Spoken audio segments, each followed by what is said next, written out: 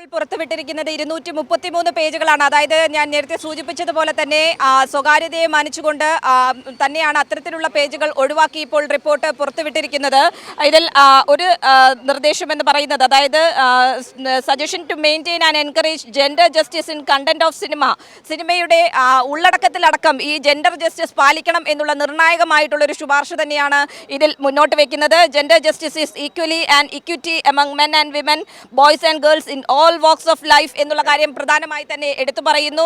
This is accomplished through changes in social norms, അതോടൊപ്പം തന്നെ attitudes and behaviour and through changes in laws, policies and programmes that discriminate against women and girls എന്നുള്ള കാര്യവും ഇതിൽ Hema committee റിപ്പോർട്ടിൽ കൃത്യമായ രീതിയിൽ രേഖപ്പെടുത്തുന്നു. More than half of the population of Kerala is women എന്നുള്ള കാര്യം ഓർക്കണം എന്നുള്ള കാര്യം കൂടി ഹേമ കമ്മിറ്റി ഇതിൽ എടുത്തു പറയുന്നുണ്ട്. Nevertheless this demographic reality does not get reflected in cinematic content. അത് ആ രീതിയിൽ സിനിമയിൽ ഇത്തരത്തിലുള്ള കാര്യങ്ങൾ സിനിമയിലേക്ക് വരുന്നില്ല എന്നുള്ള കാര്യവും ഇതിൽ എടുത്തു പറയുന്നുണ്ട്. ഏതായാലും depicting such distort demography on screen gives the impression to people, especially children and youth, that women's issues do not matter or are not significant enough to be portrayed on screen എന്നുള്ള കാര്യവും ഇതിൽ എടുത്തു പറയുന്നുണ്ട്. The way women are represented on screen is also problematic. എങ്ങനെയാണോ സ്ത്രീകളെ സ്ക്രീനിൽ ചിത്രീകരിക്കുന്നത് അതിൽ തന്നെ വലിയ പ്രശ്നങ്ങൾ നിലനിൽക്കുന്നു എന്നുള്ള കാര്യവും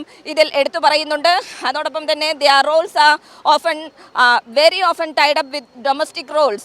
Most of the lead roles are done by very young women who are very thin and in tight and revealing clothes. അതിൽ എടുത്തു പറയുന്ന മറ്റൊരു നിർണായക കാര്യമാണിത്. അതായത് സ്ത്രീകൾക്ക് കഥാപാത്രങ്ങൾ നൽകുമ്പോൾ അതിൽ കൃത്യമായ രീതിയിലുള്ള വേർതിരിവ് നടക്കുന്നു എന്നുള്ള കാര്യം ഹേമ കമ്മിറ്റി റിപ്പോർട്ട് എടുത്തു പറയുന്നു. അതിൽ വളരെ മെലിഞ്ഞ കുട്ടികളെ സിനിമയിൽ നായിക കഥാപാത്രമാക്കുന്നു എന്നുള്ള കാര്യം ഇതിൽ എടുത്തു പറയുന്നുണ്ട്. അതോടൊപ്പം തന്നെ അത്തരത്തിലുള്ള കാര്യങ്ങൾക്കാണ് സിനിമയിൽ സ്ത്രീകൾക്ക് പ്രാധാന്യം നൽകുന്നത്. മറിച്ച് സ്ത്രീ കഥാപാത്രം എന്നതിനപ്പുറത്തേക്ക് അവരുടെ ശാരീരിക അവസ്ഥയെ കൂടി ശാരീരികമായി തന്നെ അവരെ കണ്ടുകൊണ്ടാണ് സിനിമകളിൽ സ്ത്രീകൾ ചിത്രീകരിക്കുന്നത് എന്നുള്ള കാര്യം തന്നെയാണ് ഇതിൽ എടുത്തു പറയുന്നത്. Repeatedly seeing heroines external appearance, അതെ, എക്സ്റ്റേണൽ അപ്പിയറൻസ് നോക്കിയാണ് ഈ സ്ത്രീകളെ സിനിമയിൽ ഉപയോഗിക്കുന്നത് എന്ന കാര്യം തന്നെയാണ് ഇതിൽ പ്രധാനമായും എടുത്തു പറയുന്നത്.